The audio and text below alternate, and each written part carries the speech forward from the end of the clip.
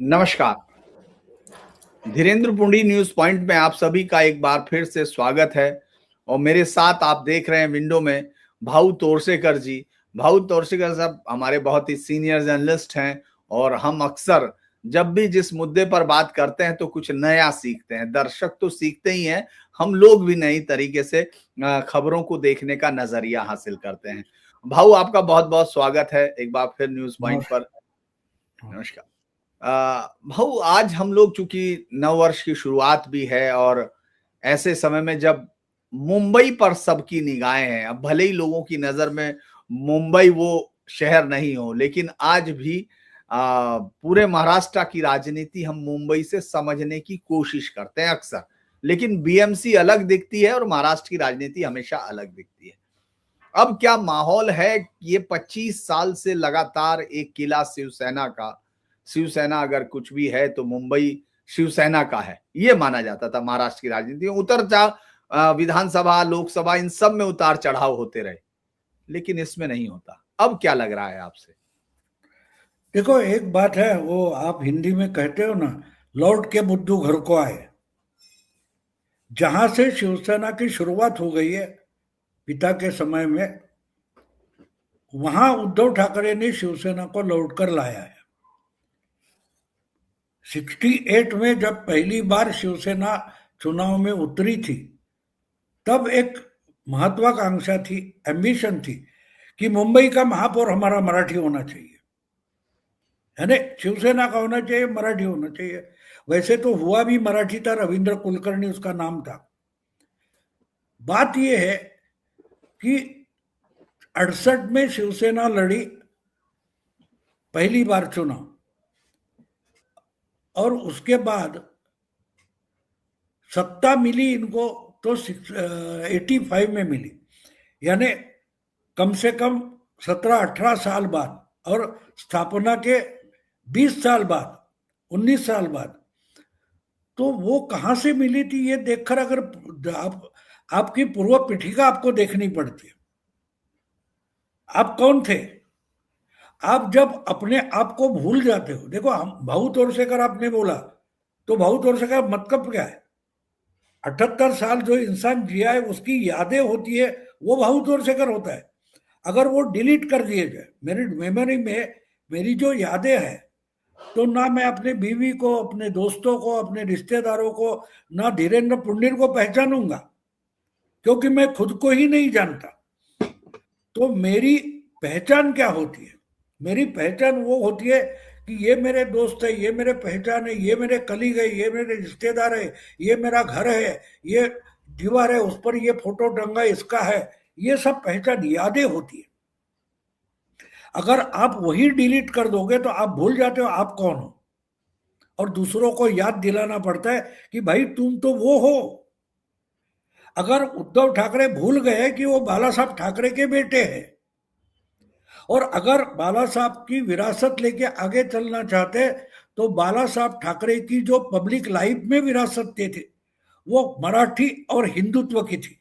हिंदुत्व की अस्मिता, मराठी की अस्मिता। अगर आपने वही डिलीट कर दी है, तो बाकी उद्धव ठाकरे में बचा क्या है? ठाकरे ब्रांड में बचा क्या है? एक लेबल लगाने से कुछ भी नहीं होता। आप किसी भी सामान पर टाटा लगा दो, इसके लिए वो टाटा की क्वालिटी का नहीं होता ना। तो लेबल और ब्रांड, उसमें फर्क होता है। ब्रांड में क्वालिटी होना जरूरी होता है। और आज मैं मानता हूं कि ये इतनी छटपटाहट में है क्योंकि उनको पता है कि पिछले 25 साल से जो मुंबई कॉरपोरेशन अपने हाथ में था, वो अब निकल चुका है, फिसल चुका है। और इसके डर से जो जो कुछ करना है करेंगे। फिर कांग्रेस के साथ चले गए। अब राज ठाकरे को साथ में लेते, कांग्रेस नहीं आई तो बोलते चलो कांग्रेस नहीं तो नहीं, राज के साथ चलेंगे। तो 20 साल अपने दुश्मनी क्यों की? राज ठाकरे तो शिवसेना में ही थे ना, और उद्धव ठाकरे से पहले राज ठाकरे शिवसेना में थे। शिवसेना का जो स्टूडेंट विंग है, विद्यार्थी सेना, उसके अध्यक्ष थे राज ठाकरे, जब उद्धव ठाकरे खुद शिवसेना में कुछ भी नहीं थे। तो राज ठाकरे को बाहर क्यों जाना पड़ा? 97 98 के बाद उद्धव ठाकरे शिवसेना में आकर डायरेक्ट कार्याध्यक्ष बने और इन्होंने राज ठाकरे को, अपने चचेरे भाई को इतना परेशान किया कि अगले 7 साल में उनको शिवसेना से बाहर निकलकर अपनी अलग पार्टी बनानी पड़ी। तो उस वक्त आप अलग क्यों हुए? हाँ, महाराष्ट्र हित की कोई बात नहीं थी, अलग होने में महाराष्ट्र हित था और आज जुड़ने में महाराष्ट्र हित है। आप जो बोलते हो कि महाराष्ट्र की भलाई के लिए, मुंबई के भलाई के लिए दो ठाकरे बंधु इकट्ठा हुए, तो मुंबई को बिगाड़ने के लिए अलग हुए थे, महाराष्ट्र का नुकसान करने के लिए अलग हुए थे। किसी एक माई के लाल पत्रकार को उनको पूछना चाहिए कि भाई आप अलग क्यों हुए थे, उसमें महाराष्ट्र का क्या भला था ये पहले बताओ, फिर साथ आने में क्या भला है बाद में सोचेंगे। तो कहने का मतलब है, आप विरासत यानी मुंबई आप प्रॉपर्टी मानते हो, इसके लिए इकट्ठा हुए और उस पर भी भरोसा नहीं है इकट्ठा होकर जीतेंगे। वो जो फिल्म थी, क्या बोलते हैं उसको, विक्टोरिया 203, और प्राण और अशोक कुमार उसमें बुढ़े लोग हीरो थे, हाँ मेन थे, वो गाना गाते हैं, दो बेचारे बिना सहारे, देखो पूछ पूछ कर हारे, बिन ताले की चाबी लेकर फिरते मारे मारे। इनकी हालत वो है। इनको लगता है कि मराठी अस्मिता की चाबी लगेगी और बीएमसी का दरवाजा खुलेगा, तिजोरी का ताला खुलेगा, लेकिन वो चाबी है कहाँ? चाबी आपके हाथ में, लेकिन क्या उस ताले को लगने वाली है?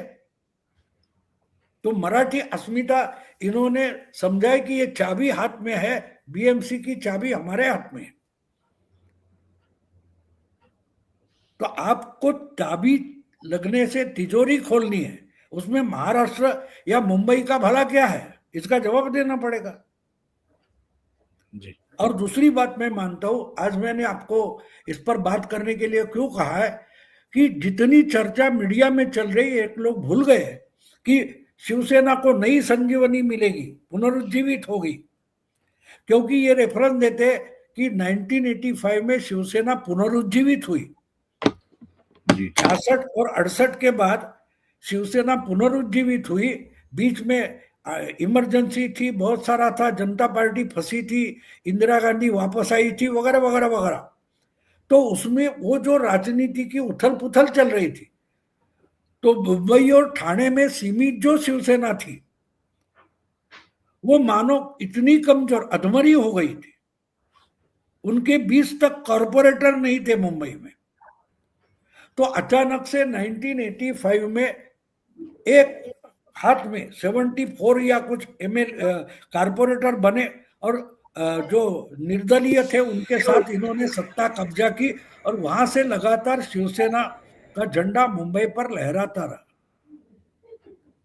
तो वो जो समय था और आज की तुलना करना गलत है। आज उद्धव ठाकरे की शिवसेना मुंबई में दुबली है, लेकिन पूरी इकट्ठा तो नहीं है, उसके 3 गुट है, एकनाथ शिंदे है, राज ठाकरे है और उद्धव ठाकरे है।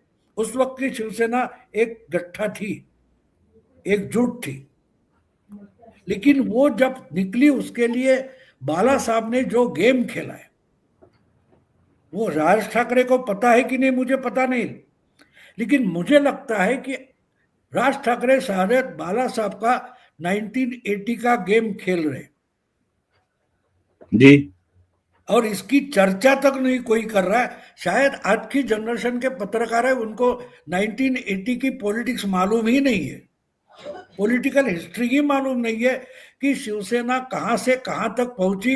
80 से लेकर 85 में सत्ता काबिज करते वक्त शिवसेना बीच में विधानसभा कांग्रेस के साथ गई थी, बीजेपी के साथ आई थी, फिर अकेले लड़ी, वगैरह वगैरह बहुत सारा है, इसका जिक्र तक कहीं नहीं है। तो 85 में रिवाइव हो गई तो क्यों हो गई है कैसे बताएंगे?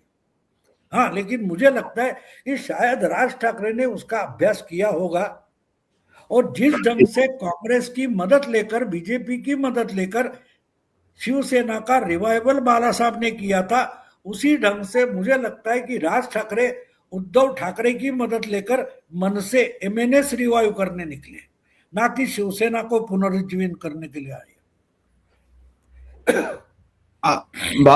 भाऊ, आपको लगता है कि ये जो मनसे है, इसका जो पूरा का पूरा स्ट्रक्चर है वो उस तरह से खड़ा हो सकेगा जैसे बाला साहेब जैसे चमत्कारिक उस समय राजनीतिक तौर पर जिनका बहुत बड़ा एक ऑरा था, और उन्होंने कभी वो तो दिखाया नहीं कि खुद वो कोई भी पोजीशन पर लेते हो, लेकिन आपको लगता है कि ये जो पूरी राजनीति वो रिवाइवल कैसे हुआ था, जरा दर्शक वो भी जानना चाहेंगे, क्योंकि उसके बारे में यहाँ के दर्शकों को भी कम ही जानकारी होगी, पत्रकारों को तो कम है ही, कि 80 से 85 के बीच में उन्होंने कैसे मतलब मदद ली, कांग्रेस से कैसे मदद ली, और आपको ऐसा क्यों लग रहा है कि राज ठाकरे उसी तरह से आगे बढ़ेंगे?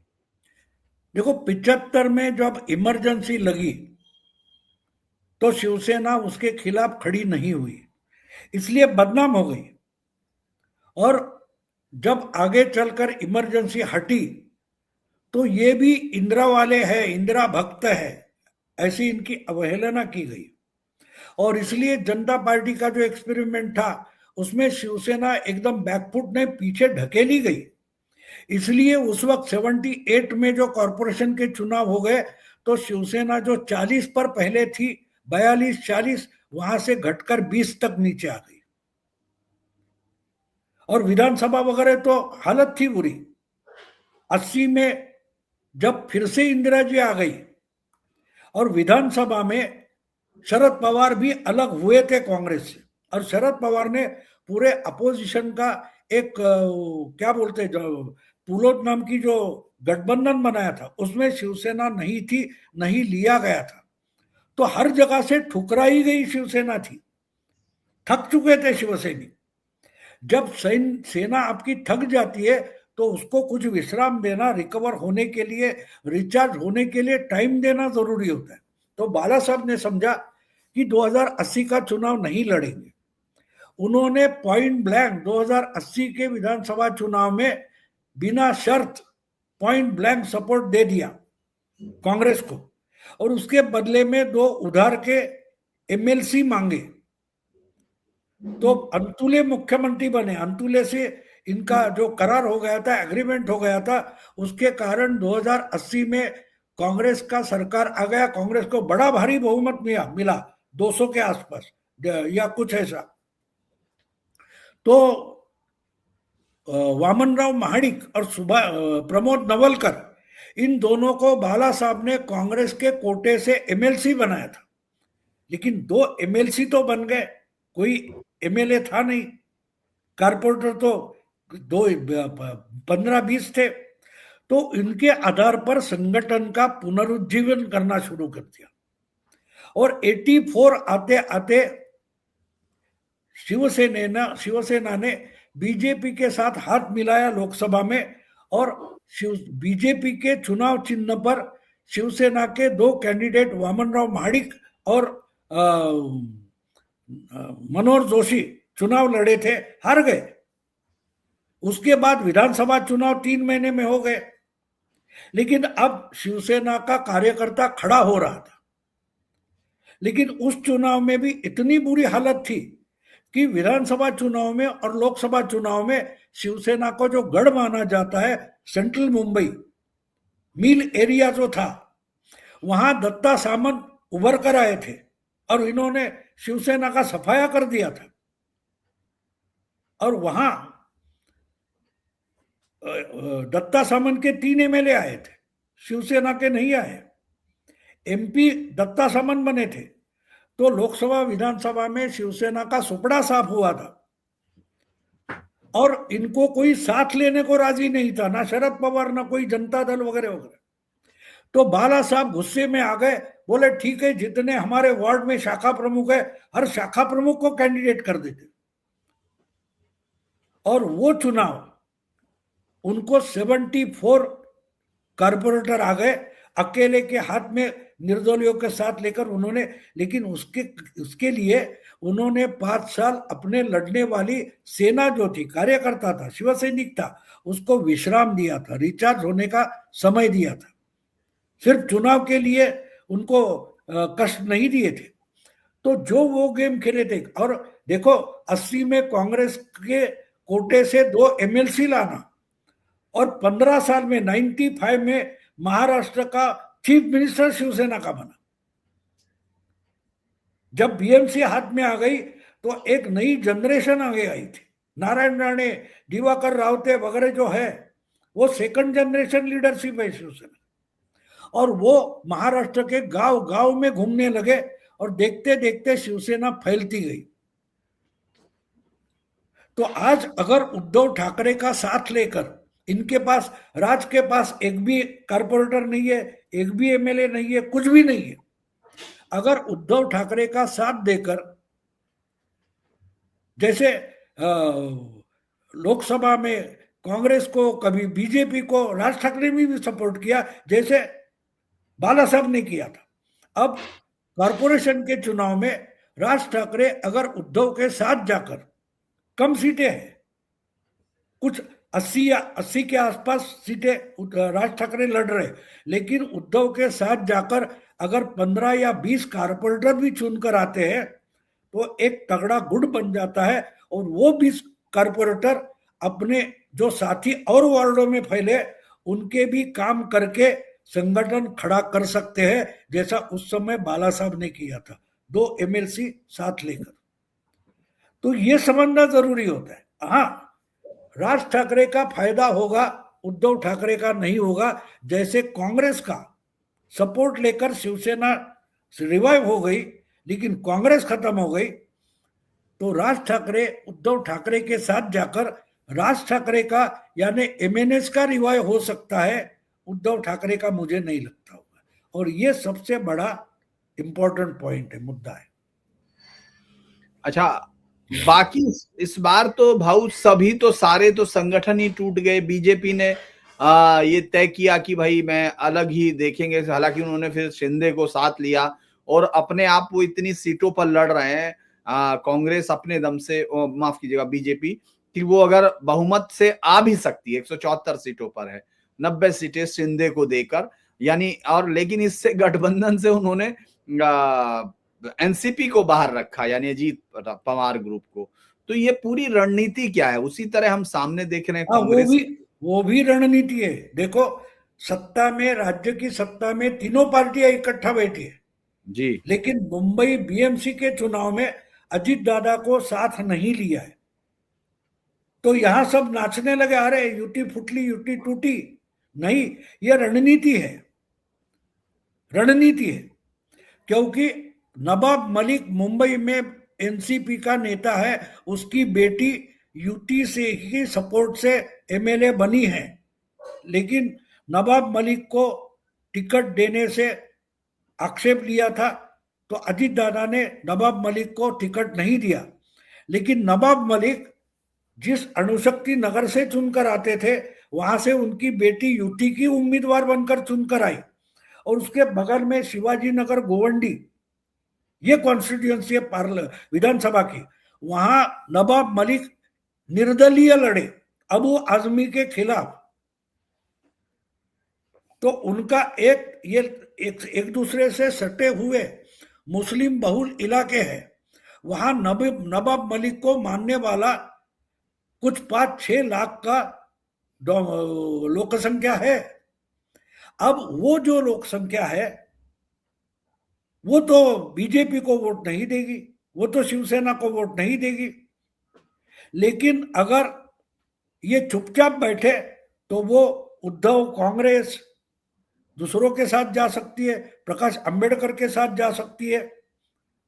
तो कांग्रेस की तरफ या उद्धव की तरफ वो मुस्लिम वोटर ना जाए, तो इसमें यूटी का तो नुकसान नहीं है, नुकसान उद्धव का होगा, क्योंकि वो वोट शायद उनको मिल सकते हैं अगर नवाब मलिक अपने कैंडिडेट एनसीपी करके खड़े करते हैं, तो वो यूटी के खाते में आने वाले नहीं है। लेकिन उद्धव या कांग्रेस के खाते में भी नहीं जाएंगे, यानी उनके वोट काटे जाएंगे।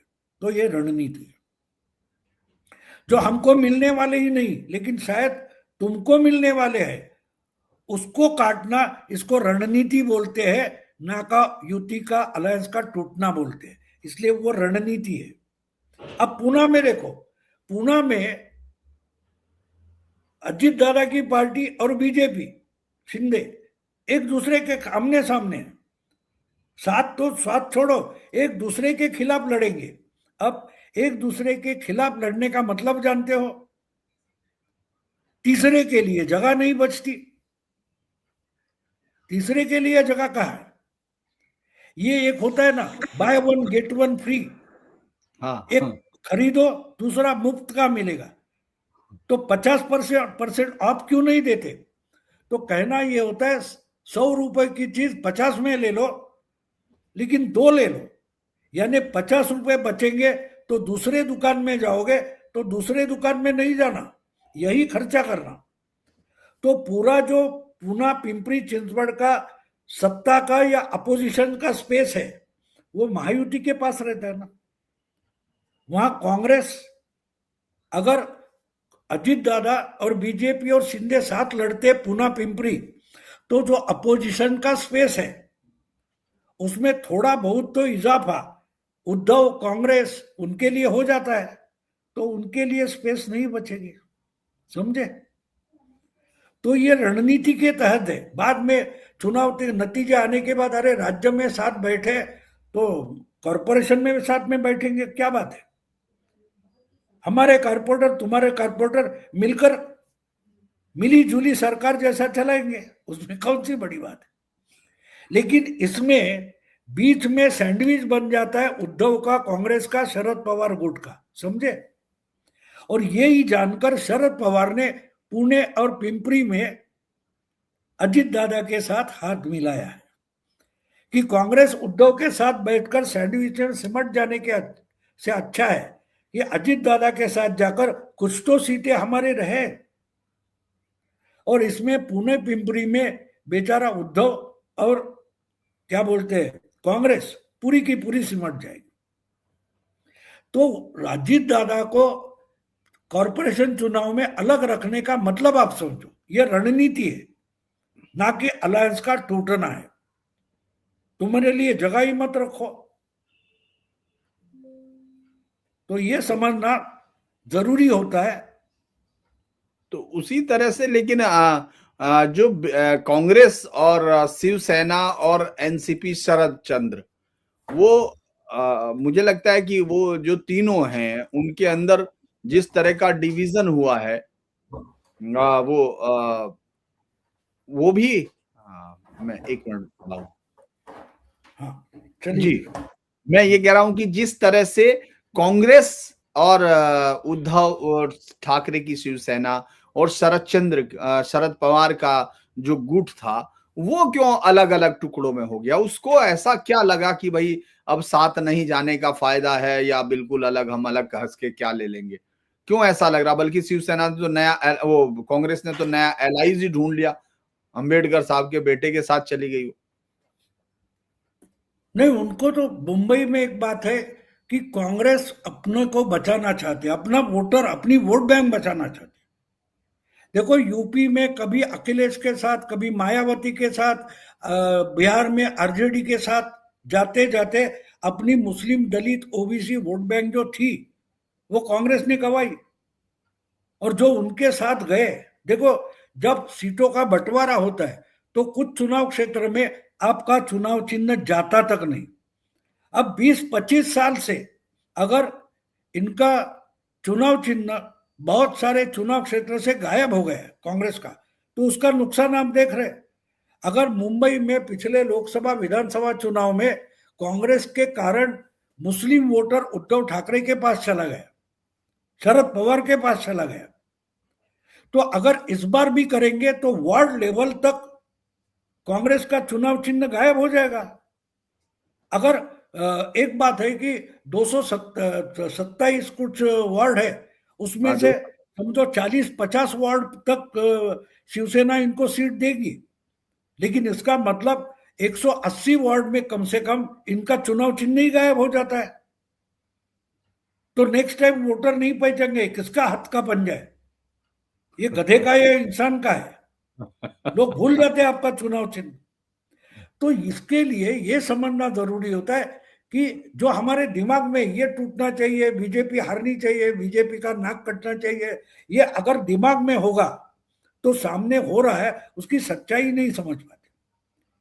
मुंबई में अजित दादा अलग रहने से शिवसेना, एकनाथ शिंदे और बीजेपी मजबूत हो जाती। पूना में अजित दादा अलग लड़ने से अपोजिशन का स्पेस खत्म हो जाता है, और वही तो रणनीति है।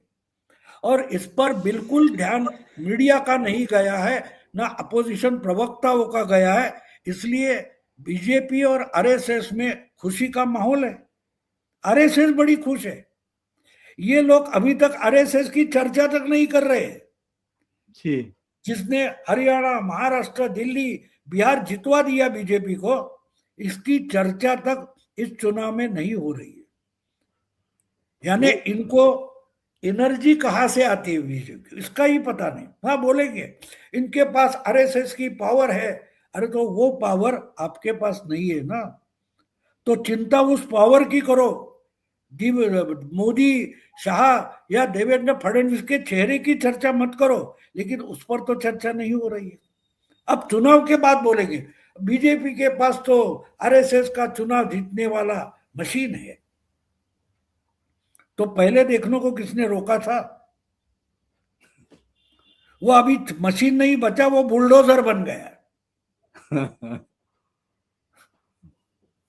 अच्छा भाऊ, ये इस समय क्या स्थिति आपको लग रही है? ये तो हम लोगों ने अलग अलग चीजें, लेकिन आपको क्या दिख रहा है कि बीजेपी क्या पहली बार अपने आप को इस पोजीशन में, हालांकि पिछली बार तो 2 ही वार्डों का अंतर था जो लास्ट इलेक्शन हुआ था, शिवसेना उस समय तो शिवसेना बड़ी ताकत में आई थी, लेकिन इस वक्त आपको क्या लग रहा है कि इस समय का समीकरण आप जो देख रहे हैं, आपने इतना गौर से देखा भी है, और आरएसएस की भी जो भूमिका है वो भी आप बता रहे हैं, वो क्या भूमिका निभा रही है, तो इस समय का समीकरण क्या रहने वाला है? चूंकि वोटिंग के बाद 15-16 को जब रिजल्ट खुलेगा, तो किसके चेहरे पे आपको मुस्कुराहट ज्यादा दिख रही है? नहीं देखो, पिछले चुनाव में ही 2017 में ही बाजी पलट गई थी। जो बीजेपी मुंबई में शिवसेना के साथ रह के या अलग लड़ के, 2 बार अलग भी लड़े, 1992 में अलग लड़े थे कारपोरेशन में, 24-30 में रहती थी बीजेपी, वो अचानक 2017 में अलग से लड़ी और एकदम 82 तक आ गई, बीजेपी के लेवल पर आ गई, शिवसेना के लेवल पर आ गई, 84-82। हाँ जी। उससे पहले हमेशा मुंबई में कॉरपोरेशन की लड़ाई में कांग्रेस और शिवसेना इनकी टफ फाइट होती थी। कभी कांग्रेस आगे रहती थी, कभी शिवसेना आगे रही। 92 में शिवसेना आगे रही, अब अभी कांग्रेस आगे रही। तो अचानक 2017 में कांग्रेस 30 में सिमट गई, यानी जहां बीजेपी थी वहां कांग्रेस आ गई, और जहां कांग्रेस थी वहां बीजेपी पहुंच गई। तो इसका कारण समझना जरूरी है। इसका जी। कारण ये है कि जो क्या बोलते हैं उसको, मुंबई में जो अमराठी वोटर था, बिगर मराठी वोटर था, वो पूरा का पूरा बीजेपी के साथ नहीं था। जो एंटी शिवसेना अमराठी वोटर था वो कांग्रेस के साथ चला जाता था।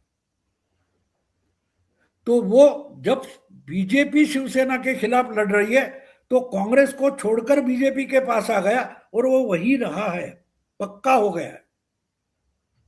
और अमराठी का मतलब मुस्लिम वोट नहीं मैं मानता।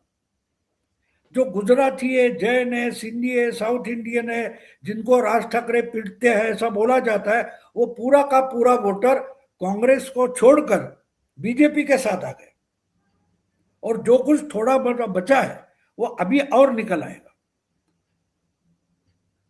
तो बीजेपी अच्छी पोजीशन में है। और जब बोल रहा हूं, मैं बता सकता हूं कि आज उसका जो उसकी वेरिफिकेशन था, जो कल तक पर्चे भरे गए, अब विड्रॉल के लिए 2 तारीख है, लेकिन जो आज तक पर्चे कल भरे गए उसमें 2 जगह 3 जगह बीजेपी के कॉरपोरेटर्स बिन विरोध चुनकर आ गए।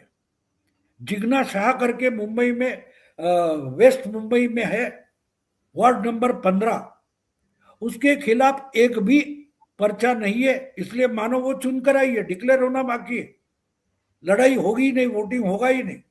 वैसे ही कल्याण डोंबिवली कॉरपोरेशन में एक नवरे नाम की महिला है और एक कुछ जाधव या चौधरी नाम की है। ये 3 महिला कॉरपोरेटर अविरोध चुनकर आई है, अनअपोज्ड। तो इससे आपको सिग्नल मिलता है कि क्या होने जा रहा है। अगर आप गिरने के लिए, हारने के लिए ऐसे लोगों के खिलाफ अगर उद्धव, कांग्रेस वगैरह जो है वो एक कैंडिडेट नहीं खड़ा कर सकते, तो बाकी बच्चे हैं वो आप क्या लड़ोगे? आप हारने के लिए आपके पास कैंडिडेट नहीं है, जीतने वाले कहां से लाओगे? इसमें अपोजिशन की माइंडसेट आपको पता चलती। और मैं मानता हूं कि 16 तारीख को इनके चेहरे उतरे हुए हमको मिलेंगे। बीजेपी, एकनाथ शिंदे और अजीत दादा खुशियां मनाते हुए दिखाई देंगे, क्योंकि वो रणनीति के तहत जा रहे हैं और इनके पास कोई रणनीति है नहीं। बिन ताले की चाबी लेकर फिरते मारे मारे और ताला कहाँ है पता नहीं है, क्योंकि चाबी हमारे पास है, ठाकरे ब्रांड हमारे पास है। ये ब्रांड मतलब ही चाबी है, लेकिन कौन से ताले को लगती है उसका पता नहीं। जी जी, बस एक आखिरी सवाल ये है भाऊ कि बहुत दिन से अब शरद पवार दिखाई नहीं दे रहे हैं। क्या ये पहले हर चुनाव में लगभग, मैं समझता हूं आपको ज्यादा अच्छे से मालूम है, 75 के बाद तो मैं यही कहूंगा कि मुंबई में होने वाले हर चुनाव में वो किसको समर्थन दे रहे हैं, वो किस पर हाथ रख रहे हैं, और वो चाहे वो विधानसभा हो, लोकसभा हो, बीएमसी में भले ही इतने ताकतवर नहीं दिखे हों वैसे सीटों में, लेकिन हमेशा उनका घर तो इसी का आशीर्वाद का केंद्र बना रहता था। जो देखो वो शरद पवार का आशीर्वाद लेना चाहता था। लेकिन अब क्या अब वो वाकई राजनीति में अप्रासंगिक हो चुके हैं, चाहे स्वास्थ्य हो, चाहे दूसरे कारण, और लगातार मिलती हुई हार ने उनको निराश कर दिया, ऐसा है? नहीं, वो थक चुके हैं, उम्र बढ़ चुकी है, और अभी मुझे लगता है कि मन से भी थक चुके हैं, कुछ होप नहीं बचा है। वो अलग बात है कि जो कुछ कर रहे हैं ये अलग वीडियो का सब्जेक्ट है जी, कि अच्छा, ठीक है, पवार ने ठीक, कौन सा गेम किया है। ठीक है, ठीक बात है। मैं मानता हूं कि उन्होंने पहली बार अपनी बेटी के खिलाफ गेम किया है, ठीक है, तो हम इसको इसलिए वो अलग अलग रखेंगे। अलग जी, सब्जेक्ट है। शरद ठीक है, पवार ने इस बार किसका गेम किया है? मैं मानता हूं ठीक। कि उन्होंने अपनी बेटी का ही गेम किया है, ऐसे मैं मानता हूं। तो लेकिन चलिए एक बात फिर है, हम, वो थक जी, चुके हैं, उसको कुछ उम्मीद बची नहीं है, तो जी, लड़ेंगे तो किस लिए लड़ेंगे? लड़ेंगे। जी, हाँ, एक बात है, उनके फॉलोअर्स है वो भी थक चुके हैं। अब उनकी मुंबई की जो उनकी विभागीय अध्यक्ष थी वही बीजेपी में चली गई, बीजेपी के टिकट पर लड़ने वाली है। उनके पूना के जो शहर के अध्यक्ष थे, पूना सिटी, वो जी। छोड़कर कांग्रेस में चले गए। तो बचा क्या है बोलो? हाँ, परिवार बचा है, परिवार बचा है तो मैं मानता हूँ। बाकी शरद पवार, और एक बात है, ये बोलते थे कि आप कुछ समय के लिए लोगों को उल्लू बना सकते हो, जी, सारे लोगों को, सारे समय कुछ लोगों को उल्लू बना सकते हो, लेकिन सारे समय सारे लोगों को उल्लू नहीं बना सकते। इसका रियलाइजेशन, साक्षात्कार शायद हो गया शरद पवार, और जी, इसलिए वो मानते कि चुप बैठना अच्छा है। ठीक। जी, तो धन्यवाद भाऊ, आप हमारे साथ जुड़े।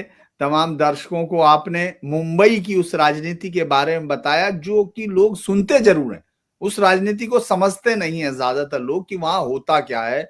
उसके लिए ग्राउंड का जर्नलिस्ट होना बहुत जरूरी है, जिनकी आंखों ने इतिहास भी देखा हो, वो खुद गवा रहे हों उतार चढ़ाव का, तो भाऊ ने हमारे तमाम दर्शकों को बिल्कुल जीवंत कर दिया 68 से लेके अब तक की रणनीतिक लड़ाइयों को। तो भाऊ एक बार फिर आपको बहुत-बहुत धन्यवाद, आपको बहुत-बहुत नमस्कार। तमाम दर्शकों से अनुरोध है, चैनल को लाइक कीजिए, सब्सक्राइब कीजिए और शेयर कीजिए ताकि हमारी रीच बढ़ सके। धन्यवाद।